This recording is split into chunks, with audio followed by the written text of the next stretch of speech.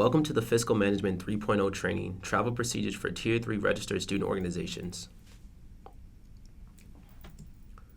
This presentation is intended for registered student organizations, or RSOs, with members who plan to travel and expect to be reimbursed for some or all of their travel expenses. Please note that all travel expenses are paid by the traveler and reimbursed after the trip. To begin, let's go over some of the basics. As a state institution, George Mason University is bound by the Commonwealth of Virginia's rules and restrictions concerning business travel. For example, the state requires that travel be conducted in the most economical manner possible. For this reason, travel reimbursement requests submitted by George Mason employees and students are closely reviewed for accuracy and appropriateness. If you do not follow proper procedures, it may be impossible to reimburse you for your travel expenses. Reimbursements for travel expenses, such as transportation, lodging, and meals, are processed using forms created in George Mason's Travel Request System, or TRS, which can be found at travel.gmu.edu. Travelers seeking reimbursement for only their conference registration fees are not required to use the Travel Request System. Instead, they may fill out the RSO payment request form, which can be found on the Student Involvement Fiscal Management webpage. Finally, please note that the travel reimbursement process is the same for both SFB and SGR funding. Before you make any travel arrangement for which you expect to be reimbursed, it is important that you ensure that you have either SFB or SGR funding to cover your expenses. If you plan to request SFB funding, please make sure to apply well in advance. At least 7 days before your trip, you will need to submit the request and authorization to travel and the risk assessment and release form to student involvement. If you do not submit these forms before you leave, you will not be reimbursed for your travel expenses. To complete the request and authorization to travel, you will first need to create a profile in the travel request system. To do so, you will need to go to travel.gmu.edu. Firefox is the preferred internet browser for the system. If you are accessing this website from off-campus, you will need to set up a secure connection first. This can be done by downloading the Fiscal AnyConnect VPN client from the IT Services downloaded page located at the web address listed on this slide. On the travel.gmu.edu website, select Click here to request access, and on the next web page, enter your personal information and supervisor's information. Please list your organization's faculty advisor as your supervisor. Next, you will select Send and wait to receive an email indicating that access has been granted. This email will also include a case-sensitive temporary password, which you will use to log in to the system to change your password. Once you have created your profile in the travel request system, you can begin to fill out the request and authorization to travel. To do so, log back into travel.gmu.edu and select Enter Travel and then Initiate Authorization. Click Continue and then select Trip Type. From here, you will enter in your trip information. Under the section labeled Fund Org Information, please select MTHORES2 Margot Thorson from the Approver drop-down menu. After you have entered in all of your trip information, select Submit for Approval to begin the workflow approval process. Please note that students who expect to receive funding from more than one source, for example, part from the RSO and part from the College of Science, should complete and submit only one requested authorization to travel and only one travel expenses reimbursement voucher, listing all of the accounts from which the reimbursement will be paid. These forms will need to be approved by each organization and/or office that funds your travel. Therefore, it is essential that you coordinate this process ahead of time.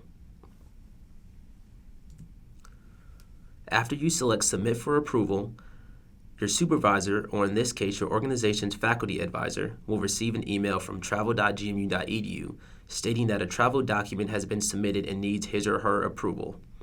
Your supervisor will click on the workflow link in the body of the email, which will open the banner workflow application and prompt the user to enter his or her username or NetID and password. Your supervisor will then select your travel document and review its travel information and related expenses before selecting one of the two options located in the action box, either approve or return to submitter with comments. If approved, he or she will select Complete to move the travel authorization to the Student Involvement Business Manager for fund org approval. Once completed or returned, the traveler receives an email notification of the travel document status. At this time, the travel request system cannot accept uploaded documents. Therefore, you will need to fill out and submit either in person or via email to sibudget@gmu.edu the risk assessment and release form. This form can be found on the Student Involvement Fiscal Management webpage, located at the web address listed on this slide.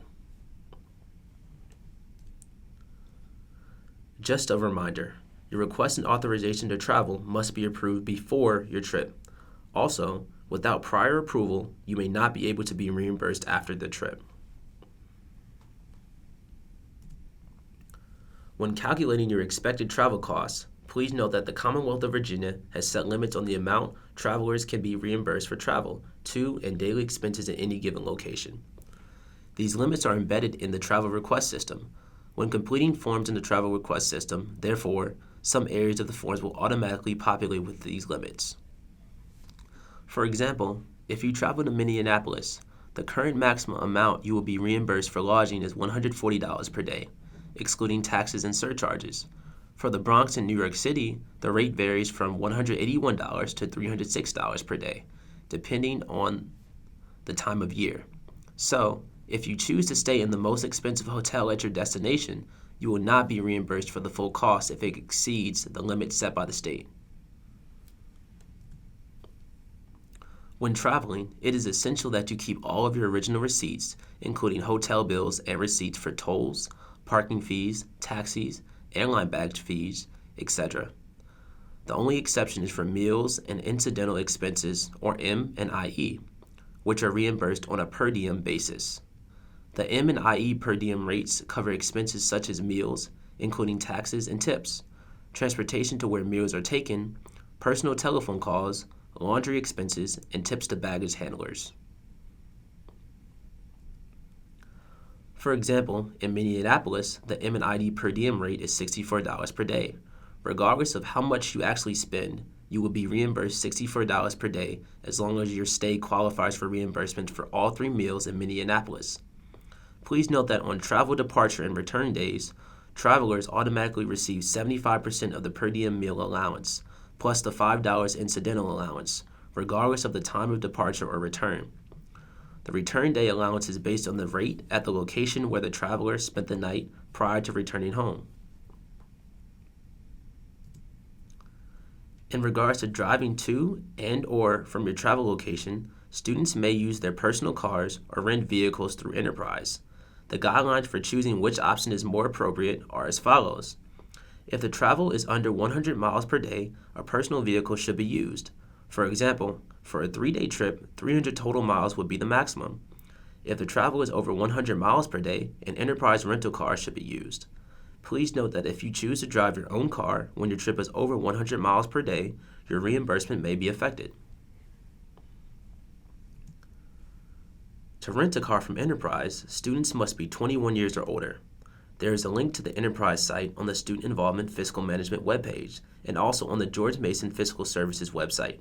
Unfortunately, RSOs may not use Mason Motor Pool vehicles to travel.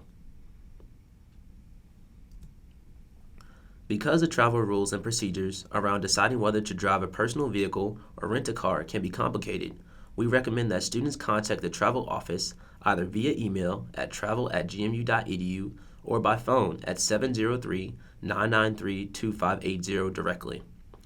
Working with the travel office will help ensure that everything is done correctly and that you are reimbursed for this expense. Within 3 weeks of your return date, you will need to use the travel request system to create a travel expenses reimbursement voucher. To do so, please log into https://travel.gmu.edu, select Enter Travel, select View, Edit, Trip, select Initiate Reimbursement. To edit this section based on actual travel costs, select the blue Edit Info links. Enter new and/or revised information and select Continue. After your edits are completed, scroll down and select Submit for approval.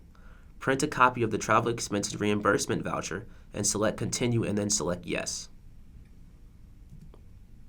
Attach your original receipts to the copy of the travel expenses reimbursement voucher that you printed and submit the paperwork to student involvement.